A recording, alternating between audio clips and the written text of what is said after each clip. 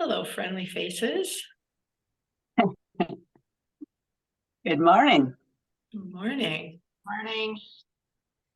I have to say, as much as I appreciated the GiveGab team and their webinars, the downside was that we didn't get to see anybody's face. I mean, you could see us, but we couldn't see you guys. And now I can. It's lovely. Look at y'all. Right back at you, Cindy. Like we still have a couple of folks popping in, so we'll wait just one more second.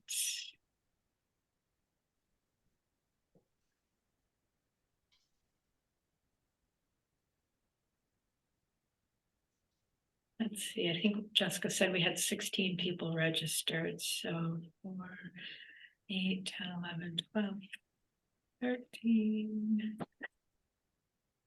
14. Okay, well, you know what? Let's go ahead and get started, and I'm sure there'll be a couple more folks popping in. So let me start by just saying, one, it's lovely to see all of you. Two, how excited I am that this is actually going to be here before we know it, because I think it's going to be amazing. And three, when we called this a workshop, we really meant it. So we are really going to workshop this thing today.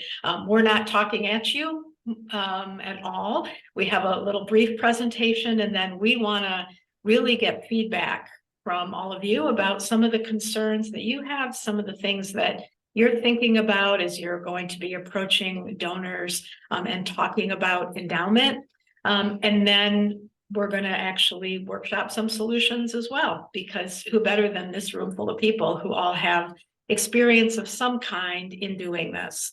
But it wouldn't be a gathering if we didn't at least start with a PowerPoint. So I'm going to do that just by way of getting us started.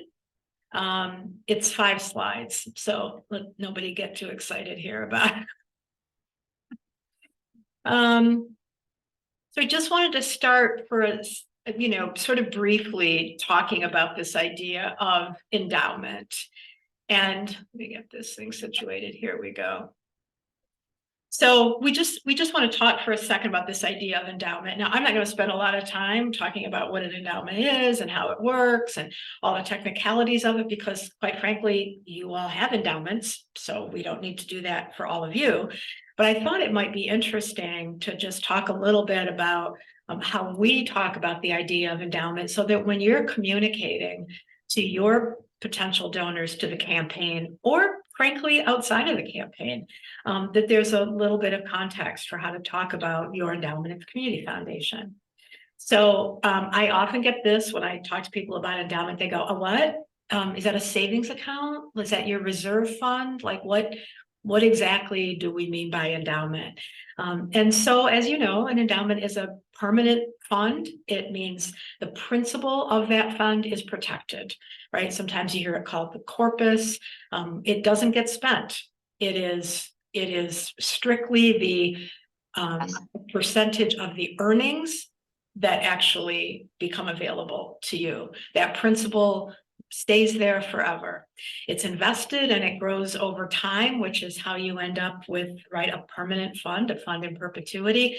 And then again, as you all know, every year you can choose if you want to take your distribution for your organization to use in some way, or have it reinvested for long-term growth. Everybody has a different strategy about that. So you can share that strategy for your particular organization with your donors when you're talking to them about your endowment fund. Every year we get a check for X amount of dollars, and we've built that into our budget, and that's really beneficial for us. Or we're continuing to reinvest this because in 5 years, we're hoping to do something big, right? Fill in the blank. And that this is our way of having that savings protected, because as we all know, I will confess to having this problem with my own savings account. It is way too easy these days to just move money over someplace else, like a checking account. So this way you don't have to worry about it. So why is it important for your organization to have a fund? Well, here's the things that I think are great messaging when you're talking to your donors. And I can't wait to hear what all of you say as well. But an endowment is really your organization's greatest sustainability plan. So when you're talking about to a donor who really cares about who you are and your mission, it is so important, right? That you're sustainable, that you're around forever. And this is a great sustainability plan for your organization. It convinces and shows your stakeholders, your staff, your board, your volunteers, the people you serve, the greater community that depends on you, all of your stakeholders, that you plan to be around for years to come. And so it actually doesn't, in my opinion, compete with other things that you might be fundraising for, as much as it supports the fact that, yeah, we'll invest in your building because we know you're going to be around forever. You have this endowment that shows us that you are committed to sustainability. And the other thing I think that's really important is that when you have your endowment held at the community foundation, right, it's professionally invested. So you're not spending your time trying to figure all of that out. And it can be overwhelming for sure. So that's general endowment, but building your endowment with 35 hours of giving, here are, I think, some really important things to sort of note in your conversation with donors. Just a reminder to you and to your donors that the platform that we're using to support 35 hours is fully hosted by the Community Foundation. So, if you were going to do your own sort of a 24-hour or online giving campaign sort of thing, right, you as individual organizations would incur that cost. But this is an opportunity for that to be fully hosted for you. As you have all taken advantage of, there are lots of tools and tips and things that you can use to gain success in this campaign. I hope you're all finding the toolkit really valuable. There's actually almost an overwhelming amount of stuff in there that you can use. It is an opportunity for your organization for a moment in time to be fully focused on endowment. Again, it is so easy in our organizations when we become busy with all the other things that we have to do to sometimes forget to be intentional about asking people to support the endowment. And this is a structured opportunity for you to commit to that for some period of time.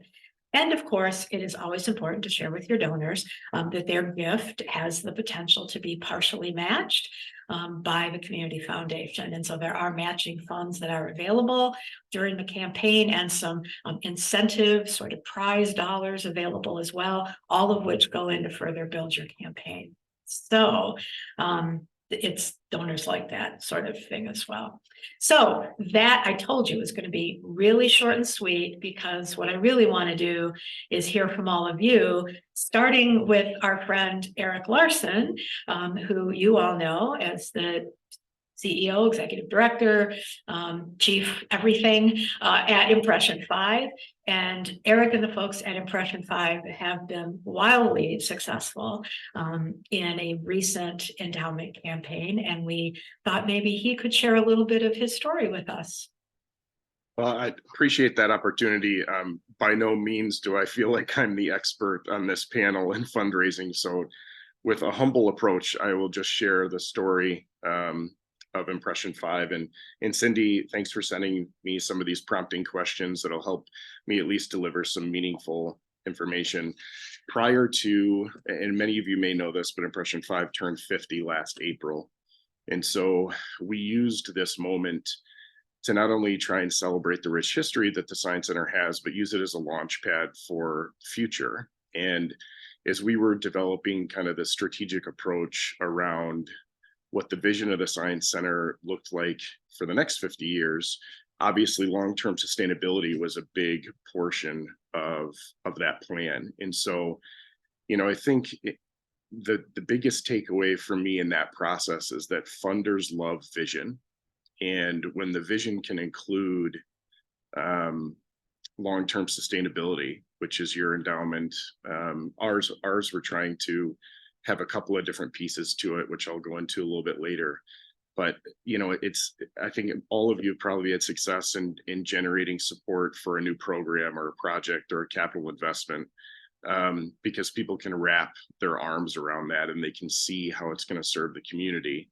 But that, to be honest with you, is a little more difficult to do with, communicating the importance of an endowment fund.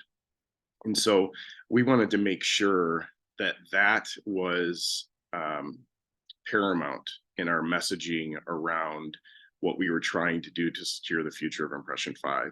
And really, it was a larger conversation around the business model of the cultural asset that I have the opportunity to work for. And so it was talking about not only the earned revenue picture of Impression 5, but also the contributed revenue picture and what our goal was within that as far as like a business model percentage.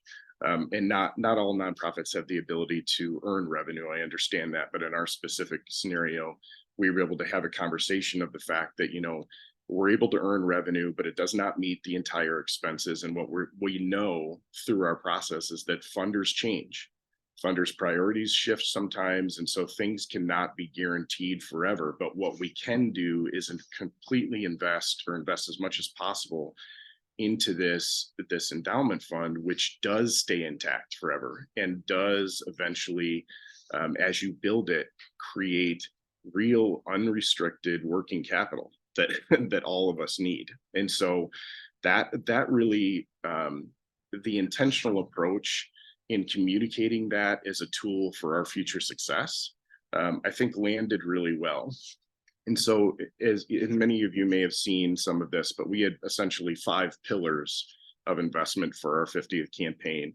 And those included some of the things that we know we already have done to meet the mission of Impression 5. I mean, it's exhibit development, audience development, educational programs, and long-term sustainability, and being able to sustain a facility, a physical asset of a campus. All of those things were the points where, like, this is where we need investment. And the feeling is that there are certain funders that are going to want to get into certain pillars, but we need to make sure that we communicate that the long-term sustainability pillar actually helps all the other pillars continue to exist. And so that's kind of the first piece for us, was like, how are we going to message this? Because we've had success in some of the other pillars. That's what we've been doing for the past 50 years, but we had never intentionally really talked about long-term sustainability or started to intentionally invest in that. And so as we started to do the preliminary campaign work, we used that as the launch pad for the conversation. And not all funders are conditioned to giving to endowments. In fact, to be honest with you, it's very few.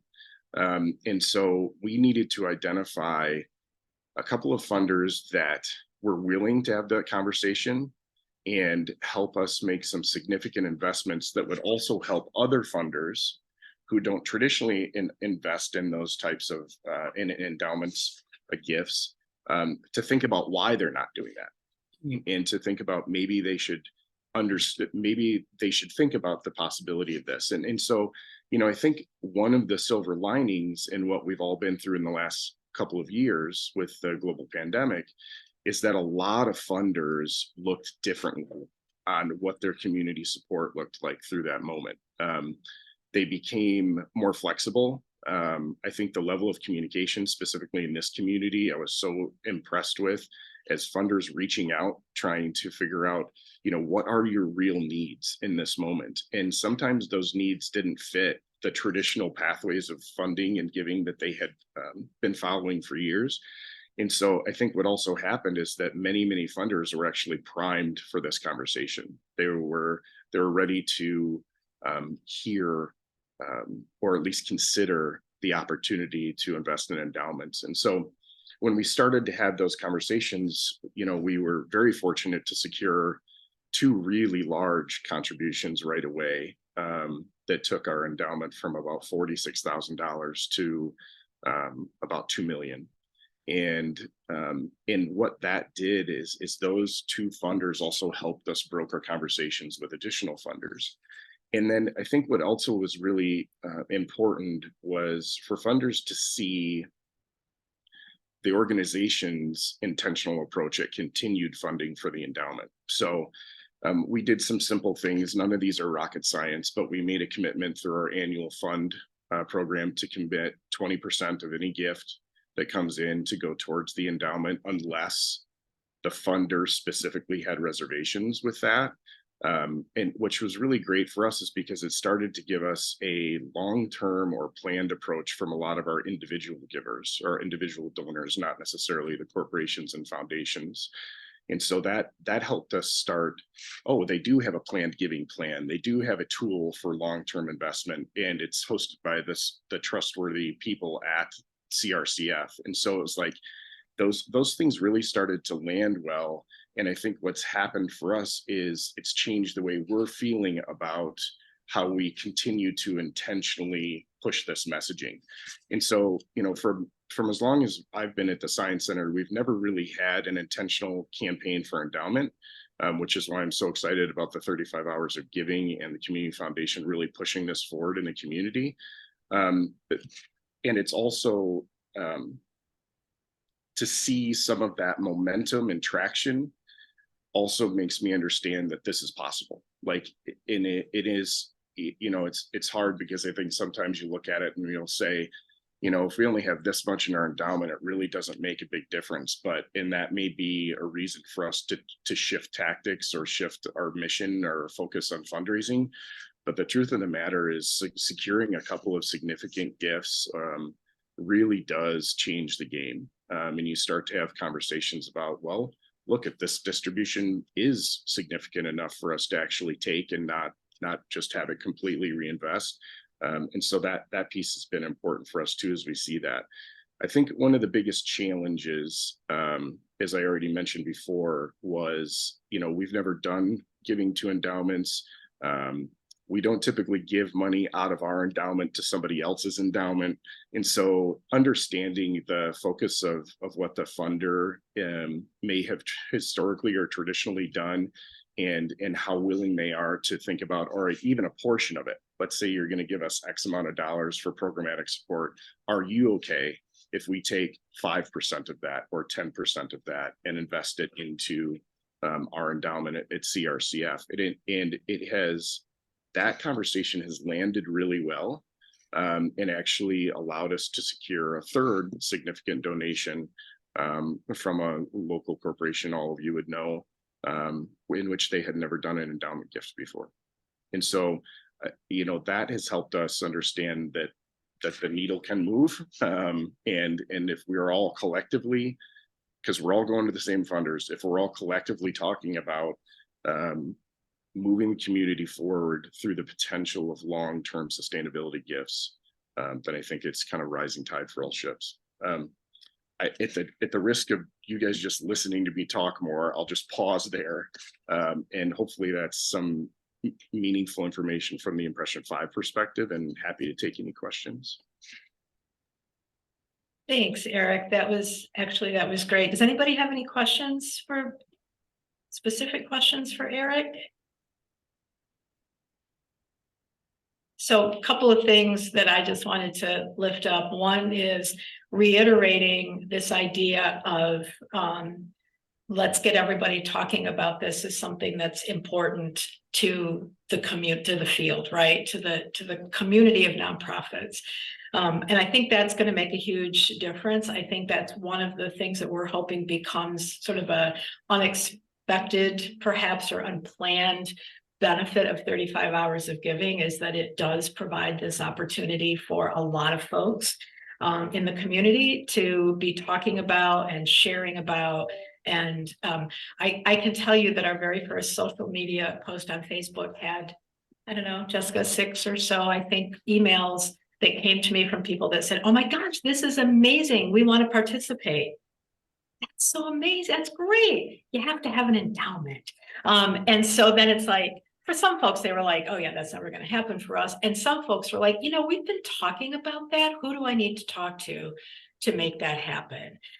So I think there is something to be said, simply for, right, the depth of conversation that we're having here over this period. And we all benefit, I think, in that regard. So thank you, Erik, for that.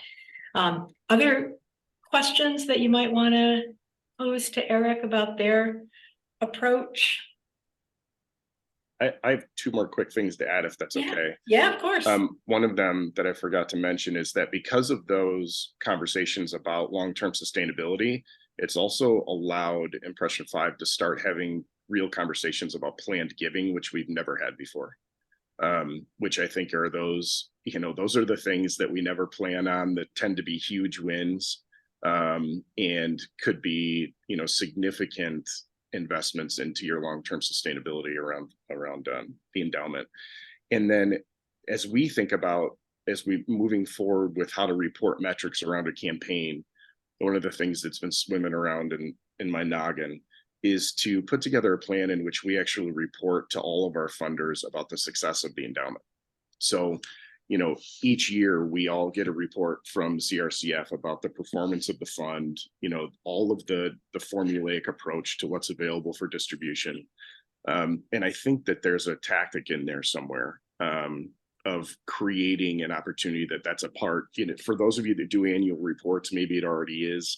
We don't typically do a robust annual report, but we do have ongoing conversations, as all of you do, with your funders. And so having them understand the importance of endowment growth and how the endowment is performing is, I think, a way to shift mindset, to understand and potentially get some additional gifts on top of what everybody's giving us that we already need for operations, all those things. It's like we need this little bump continued on top of that from the endowment standpoint. Yeah, I think that's a really great point. I think a lot of this is about framing the conversation, whether it's talking to somebody about logging on and making $100 gift to the endowment during a campaign like this, or whether it's a much more significant conversation, like a multi-million-dollar ask from a corporation. It really is in that messaging. And I think, having personally run nonprofits in the past and had endowment funds that we needed to raise for, I can tell you, I even would find myself almost apologizing in that conversation, right? Like, okay, it's not going to be used like today, but and we need to Erik's point, really reframe that and think about how it is that we remind folks, that we either have to do this every single year and worry about this, or we have to build this sustainability mechanism and we can all breathe a little bit and be more focused on mission. So Heather, go ahead. You have a question. Heather?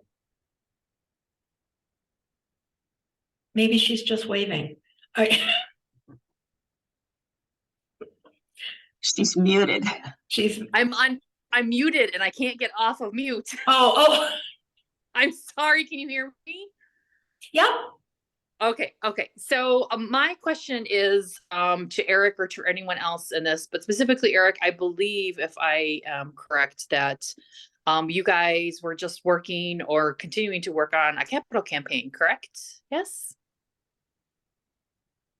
And I guess I was just wondering how it is that you were able to differentiate kind of those different lanes. Like, did you have any conversations about or even not even a capital campaign, maybe we can just use the example of operational monies, of making sure that you had the right people picking, or did you go and specifically pick specific donors to talk about the endowment, or was it open to everyone? Or how did you kind of like gather that up to make sure that you're giving different identities or different lanes to it? And I apologize about my cat still meowing.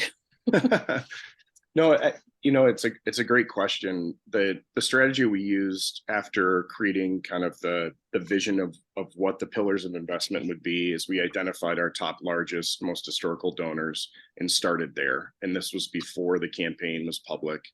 And we just met with them to inform them that we were, crescendoing towards this monumental threshold of 50 years of service. We wanted to use this as a launch pad for the future. These were the proposed pillars of investment as we entered into a year-long campaign and asked for feedback. not only did we ask for feedback of what they might be interested in getting involved in, but we also asked for them if they were willing to be transparent about the other asks that they were considering, not necessarily by nonprofit or by organization, but just to understand from the timing of this campaign, where the gift might be most doable, for lack of a better phrase, within that conversation with those big donors. And what we found is that they were very transparent about the things that they thought they would be most interested in. And so there were certain donors that said, we really love facility projects. That fits our ask, and they would help us shape that. There are some donors that were all about helping us continue to operate from an educational program standpoint and audience development point. And then there were a couple that understood the long-term sustainability approach of that pillar too. So it was really just a lot of research, not necessarily like hard-nosed, nose in a book research, but development with those relationships that we already had, because we knew that in order for us to reach a $5 million goal, we had to have some big hitters come out swinging, and we needed a couple of those to build momentum. Understanding when we went in that we thought that probably 80% of our goal was going to be reached through corporates, foundations, or other large granting opportunities. And the last 20% of that was hopefully going to be met through individual giving or individual pledges. And so we used that as kind of the filter for the conversation. But, the funders were very, as I said before, very transparent, very open to saying, if you came to us for a project to buy the building next door, that's something we're interested in, but we're not interested in this. And they were pretty, pretty clear on that. I hope that answers the question, Heather. If not, please let me know. No, it does. It does. I was just curious to find out a little bit more on the tactic, and I assume that I am just in a position personally that is getting some worried looks or concerned moments to start the conversation about the endowment stuff right now because of the position that we are in with some of my board members, and working with them to reassure them that we're not the only organization that is doing this at the same time, or incorporating that into the discussion, and just being able to reaffirm that others of you are doing that too. So thanks for that, Erik, and thanks for the head nods and other people saying yes. Yeah, you are not the only one. In fact, I had this conversation with Emily. Looks like Duncan is on the call too, the folks at Child and Family Charities, right? We had the same conversation. How do you end up in the midst? Erik, is it okay if we pull up your brochure? Jessica, can you do that?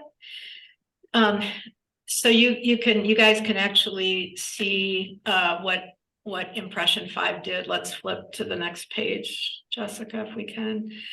And Erik, certainly talk about this, but these are the pillars that he's referring to, and you can see, right, it's built right into their campaign, this idea of endowment as the last pillar.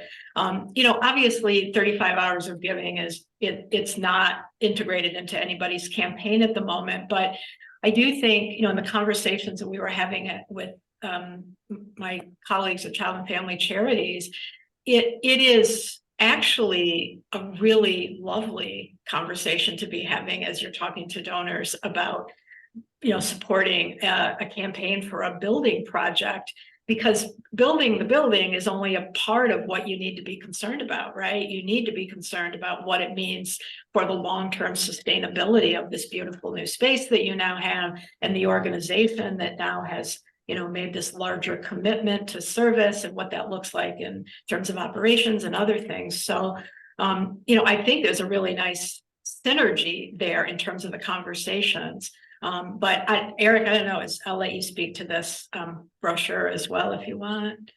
I just quickly, I think your point is well received. I think that the long-term sustainability piece for us, and the way we messaged this was, they look like 5 separate pillars, but they all overlap, and they all are about how the mission of Impression 5 continues to be met. And so, the long-term sustainability will feed exhibit design. It'll feed facility and campus development and maintenance. It'll feed the ability to tear down barriers and think about true tactics we can use from an audience development standpoint. And it'll feed our ability to retain talent so we can continue to develop educational programs and deliver them to more and more of the community. And so I think that's a really great message. This, of course, was put together in the most Impression 5 playful way. It was meant to be something that was a leave behind after a conversation.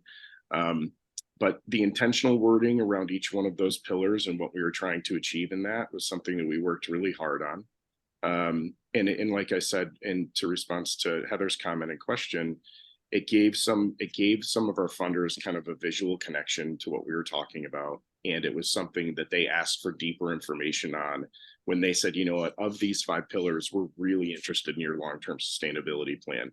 Well, then the follow-up with that was gathering the information that CRCF will give you as soon as you ask, which is about the investment policy around the endowment and how that is managed, and then fitting that into your overall annual operating plan was the next steps in that. And they were different for each one of the pillars, but that was a really helpful tool. Thanks, Erik. Anybody else have any questions for Erik at the moment? Otherwise, we're gonna kind of dive in and, Barbara, go ahead. Let me lower my hand. Thank you. And thanks, Erik. It's great to see you. I think that it's been a while since we collaborated on some things at Alive in Charlotte. It's nice to see you. And I really appreciate that you shared the brochure, because I feel like in the same way that, as we've all said, it's a smaller percentage of donors that are interested in endowments. It's also always a smaller percentage of board members who understand it. It's always a smaller number of staff or community. Everywhere we go, it's always the smallest number that understand this. And so it kind of leads to an avoidance. Like, we want to put it over here and we'll talk about it while we're doing this 35 hours. And then we kind of hope it doesn't come up because we don't feel comfortable. Even, I think it's a smaller number of executive directors who feel like really like we've got some savviness and understanding that's deep, unless we've done a lot of this. And so I love that it's embedded into a brochure. It kind of is a two-way street. So some donors are going to benefit, and the playful way that fits for Impression 5 kind of puts the endowment into this understandable framework. And if somebody's not interested, it's like your menu. It's like, here's the other things. If you're not going to do the endowment, here are your other options, and vice versa. So I feel like doing something like that is going to help force an organization to keep it as a conversation, so that it's always embedded. It's always part of the menu, and we don't avoid it because people, like board members, shouldn't avoid it because they don't understand it. It needs to be something we practice and get better at all the time. So thanks. Sharing that was like really gave me some ideas. That's great. Yeah, I think that's a really good point too. Again, we, from the very beginning, when we talked about this 35 hours of giving idea, always saw it obviously as a way to support all of you raising some money for your endowment, right? At the end of the day, we want you all to do great and find this a useful sort of structure to do that in. But really, we also talked about the importance of just creating some energy around this idea of endowment, because again, to Barbara's point, Erik's, but everybody's point, right?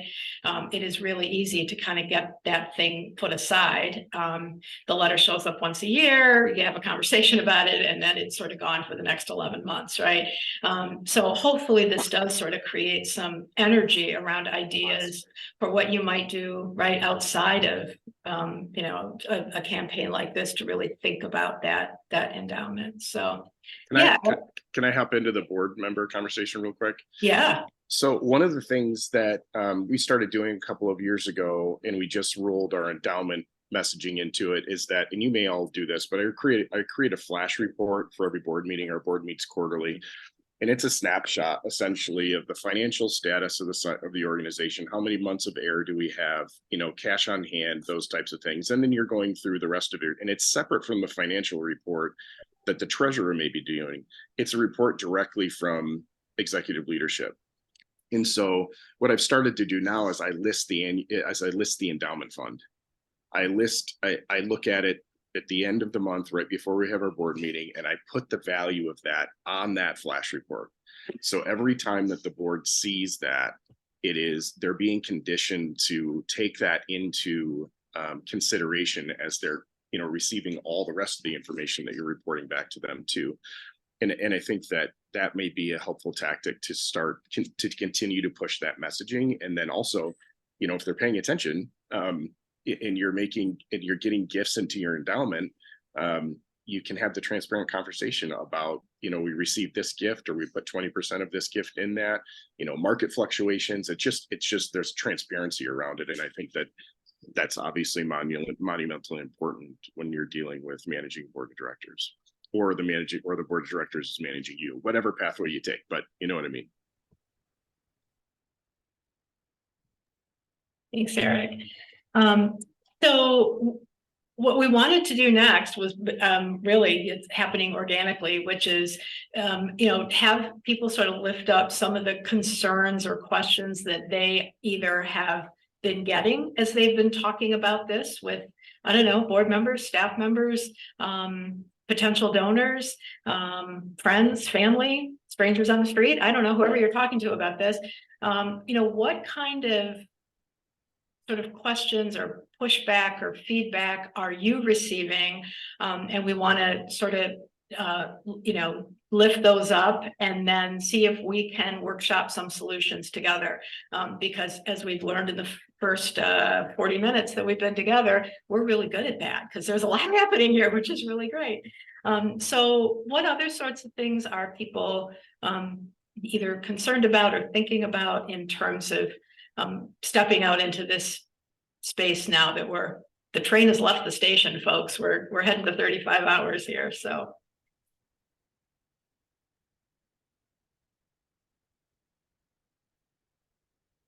Well, I'm going to be very happy if nobody has any problems. This is wonderful. I will expect you all to raise tens of millions of dollars.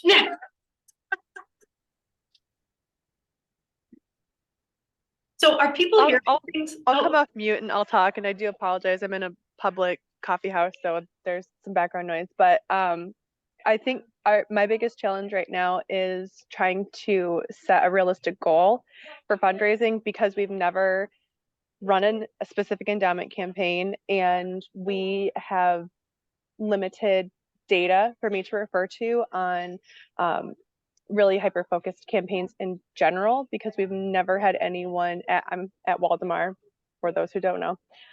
We've never had anybody in a development specific role. So I am hesitant about setting a realistic goal so that we have something to work toward that is achievable, but is not too optimistic and then sets us up for failure. So I'm interested of what other people's opinions are and if they're experiencing similar concerns. Yeah, great. What are other folks doing?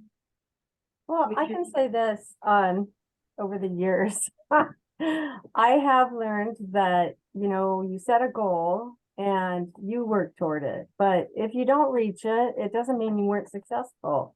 It just means that right now that wasn't going to happen. But whatever you did raise, you celebrate.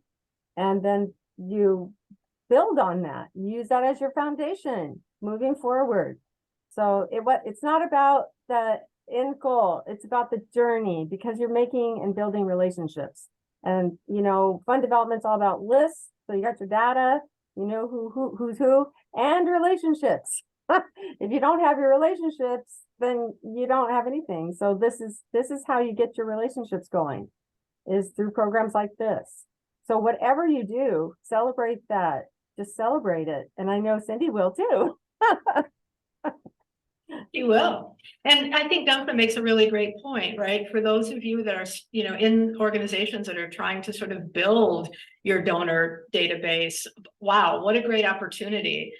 Because, as I've said all along, right, you can take a couple of strategies to this thing, or you can use a combined strategy, right? But on the one hand, you might, have a very sophisticated donor base, and those folks that might be really primed for an endowment gift, and you're going to get 10 big gifts and call it good, right? Or you're going to tell everybody and get them to tell everybody and get them to tell everybody. And if people are giving you $10 because Waldemar seems like a really cool place, and they happen to live in Cincinnati, but they're 6 times removed from the guy who cleans the ground. Who cares, right? Who cares? So it's about volume.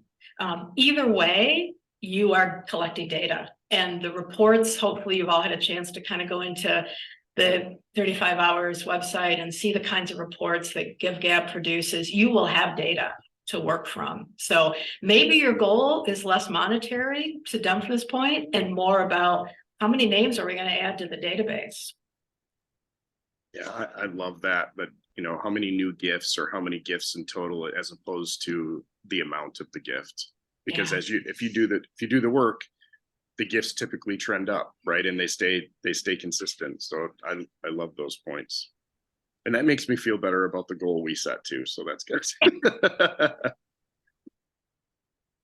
I think one other thing we've been thinking about is that Cindy, in one of the webinars that we did with you for 35 hours, you reminded us that we can change our goal as the campaign goes on. So setting a goal, you know, a little bit more modest to start with, and then as we have some donations coming in and seeing what that looks like, being able to increase it. Robin, it's our first time doing this too, so we've had a whole conversation about like what is a realistic goal and how do we even know what that looks like this year, and being able to go in and edit and modify that goal through the campaign, I think will be pretty helpful for our team. Yeah, there's a lot of firsts. Every time we meet with the GiveGab people, they say, well, what do you guys want to do about this? How many of these do you want? What do you want to do? And we're like, nah, we've never done this before. Like, we're making it up as we go along too. So I think we're all going to learn a lot together about what the expectation should be. But yes, absolutely. I mean, what a cool thing, right? If you set a really modest goal and you meet it in the first 6 hours, okay, there's a social media extravaganza waiting to happen. I mean, how fun would that be? So yeah, I think just you know, live in it and enjoy what you learn from it, whatever that happens to be. Yeah. Cindy, I have a question about our peer-to-peer campaigns. Can those be collecting donations right now? Well, so the official period to collect donations is April 19th, right? That's when the mail-in starts, right? Okay. So, I mean, you can have folks out there kind of making commitments and stuff, but we're not accepting any funding until April 19th.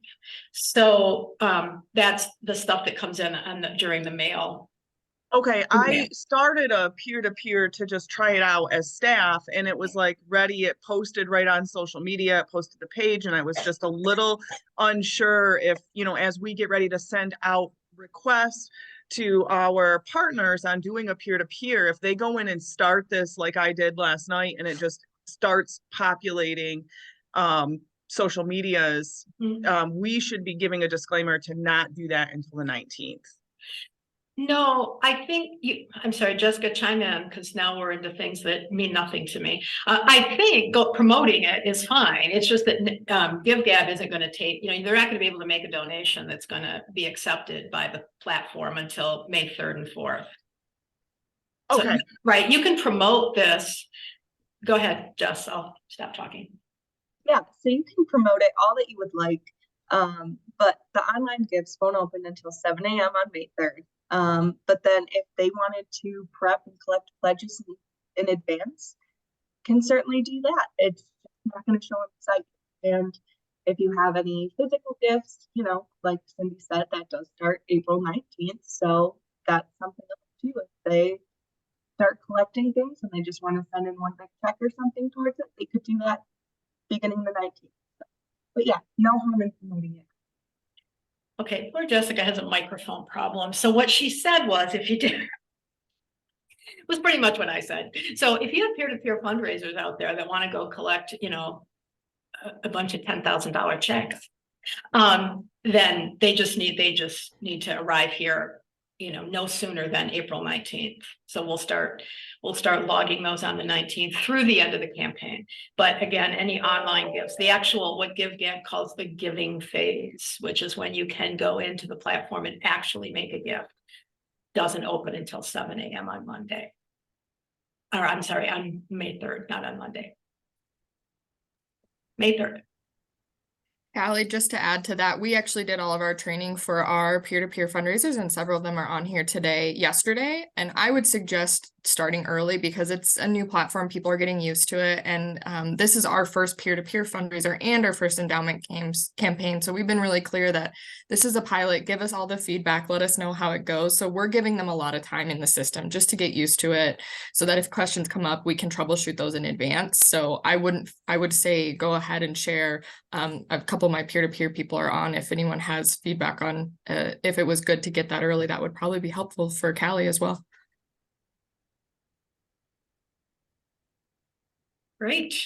Yes, this is Fern, and I participated in Rachel's peer-to-peer training session yesterday. It was very helpful, and I appreciate the lead time. Thanks, Fern. So what other questions? We have about 10 minutes if people want to lift up other questions or concerns about anything that you're hearing. Is anybody having a conversation with anyone that is giving you the flat out, I don't understand endowment, I don't get why you're doing that? I mean, is there any of that specific kind of feedback?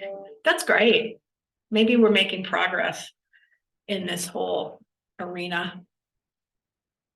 So one piece I've heard they'll just share is the liquidity issue is, and so the way that we've phrased that, or at least the way we've tackled that, is to talk about the long-term sustainability piece of the Science Center as a multifaceted approach. And so, of course, you want your rainy day fund, you want that piece so you have the liquidity on hand, but that liquidity is not going to grow, and the endowment will. And so being able to have a plan in place, first of all, for that, and then being able to manage that question was something that did surprise us a little bit. I don't think I was necessarily planning on that response, and so we had to circle back real quick, but it was a good one for us to understand that long-term sustainability does have the potential of several different tactics within that. But the one that's in perpetuity is the endowment. Yeah, that's a pretty common one. I worked in higher ed for a number of years where the majority of the fundraising work, right, is endowment. It's all about scholarship, and those are things that live on in perpetuity at the institution. And I had a very wise colleague one time who said to me, because I was like, yeah, people, they just want to give us $25,000 and then they want to turn around and give it to a student. Like, I don't want 4.5% of that. That's not going to help a kid. I want to give them the whole 25,000. And so trying to have this conversation around, well, that's lovely. However, and this very wise colleague of mine said, when you have the opportunity, she said, just remind people it's a little bit like planning for retirement. She said, because people will understand that. They'll understand when they get their endowment statement, if it didn't do really well, well, look at your 401k, how'd that do, right? They're playing in the same market. So make a personal connection, right? It's the same thing like the messaging you get around planning for retirement. All of you are too young to know this, but they always tell you, right? Plan for retirement, also have an emergency fund, because you want that liquid money in a savings account if you need to get to it. I think the principle, to Erik's point, is that, yeah, we all need a rainy day fund. Of course, we're going to have something in our savings when we really have an emergency that comes up. But at the end of the day, if we're not planning for retirement or the sustainability of the organization, that day is going to come and there's not going to be anything there. So I think sometimes as people forget that they have very personal experience with all of this stuff too, but nobody thinks about it that way, right? So I don't know. I found that really helpful in a few situations, just to say, well, like I'm sure with your 401k, our endowment didn't do great last year, and frankly, ours probably didn't do great last year. But that's why perpetuity is important, right? That's why it's important, because there are years that you're going to make all that up. So 3-year rolling average. That's I say right. that, I say that a lot. Yes, we did take a hit, but remember, Yep, the 2 years before that were good and made the hit not so bad this year. that is very true. Yeah, we are pleasantly surprised, actually. Yeah, it sure helped to have, 22% a couple of years for sure. Well, I don't want to cut anybody short. Any other questions or pearls of wisdom that people have that are like, hey, here's what I want to share that maybe others can benefit from? A very shy group today. Well, I want to thank you all for hopping on and just having this conversation. I want to thank you all again, too, for coming on this little journey with us. I'm really getting excited about what everybody's going to do. And thank you all for the attention to your pages. They're great. It's so fun. And people are paying attention. As I said, we had some pretty immediate response to our social media posts. People were pretty fired up about it. So I think that there is some energy building and you are all helping to make that happen. So thank you very much. You know where to find And Jeff. thank you, Erik. Yeah. Those Yes. stories were so helpful, Erik. Yep. Yes. Thank you very much. We were delighted to have an honest to goodness success story that we could learn from for sure. So you know where to find Jessica and I, and many of you have reached out and we're so glad that you have. If there's anything you need from us, we're here to help. Yeah, I think we're doing this, folks. Yay! All right, well, we will see everybody at the breakfast. Don't forget to register if you haven't. Don't forget to register all of your guests so that we have lots of bagels. It would be a crisis to run out of bagels or coffee. So it'll be a nice morning, and I think we will be building some more energy around the campaign as well. So I will see all of you then, if not before. Thanks, everybody.